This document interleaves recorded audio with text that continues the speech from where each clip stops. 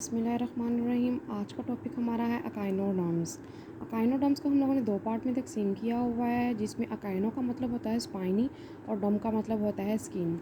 अगर हम इसके करैक्टरिस्टिक्स की बात करें तो इसमें सबसे पहला करैक्टर ही हमारे पास ये है कि इसके ऊपर क्या होते हैं, स्पाइंस होते हैं। कहाँ पर होते हैं? इनकी स्किन्स के ऊपर होते हैं।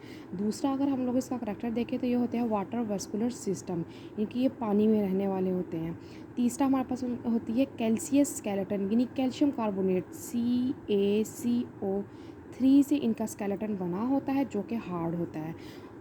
चौथे की अगर हम लोग बात करें तो हमारे पास इनकी जो बॉडी होती है वो ट्रिप्लोब्लास्ट होती है।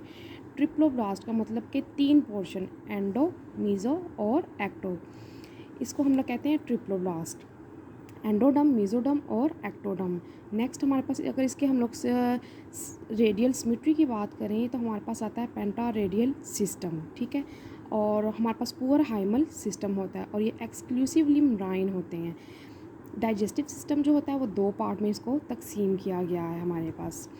पुअरली सेंट्रल नर्वस सिस्टम, यानी कि इनका जो नर्वस सिस्टम होता है वो बहुत पुअरली डिज़ाइन होता है। और ये हमारे पास ड्यूट्रोसोम्स होते हैं। फर्टिलाइजेशन जो होती है वो एक्सटर्नल होती है, डेवलपमेंट जो होती है वो इनडायरेक्ट होती है।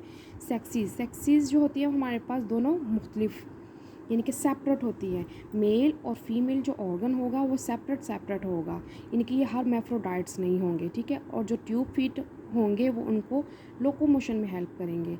जो ऑर्गन सिस्टम होगा वो ऑर्गेनाइजेशन के लिए इस्तेमाल किया जाएगा। इसमें कोई ब्रेन नहीं होता।